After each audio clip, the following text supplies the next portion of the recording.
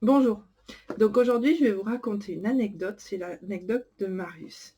Marius, je le remercie énormément de m'avoir raconté son histoire parce que je trouve ça extraordinaire qu'il ait pu me raconter et la confiance qu'il a gagnée grâce à mon livre.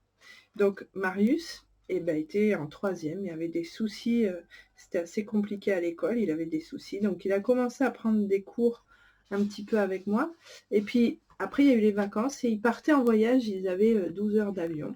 Du coup son papa lui a acheté mes deux livres, et entre autres celui-ci, donc, les deux livres, qui sont l'essentiel est dans ces deux livres de ma méthode et de ma connaissance.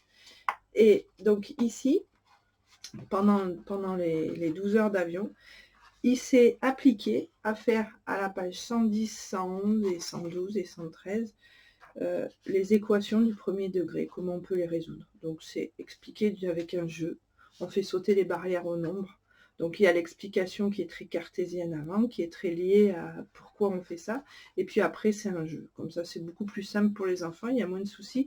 Il était très dyslexique, du coup il avait besoin de choses simples pour comprendre. Et puis il rentre de vacances et la maîtresse en troisième écrit une équation à résoudre au tableau.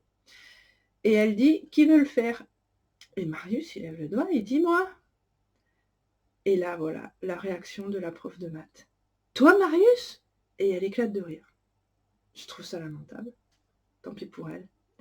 Et Marius, il se démonte pas. Il était sûr d'avoir compris grâce à ce livre. Hein. Et il se lève, il prend la craie, il va écrire.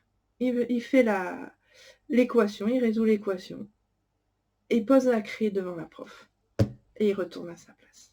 Il lui a cloué le bec. Et je suis bien contente parce que c'est inadmissible que des profs se permettent de faire des choses comme ça à des enfants qui ont 14-15 ans, qui ont déjà des difficultés. Et voilà. Donc mes livres, ce livre, l'histoire de Marius. Marius, je te remercie énormément pour tout ce que tu m'as apporté parce que je trouve que c'est une histoire extraordinaire. À bientôt!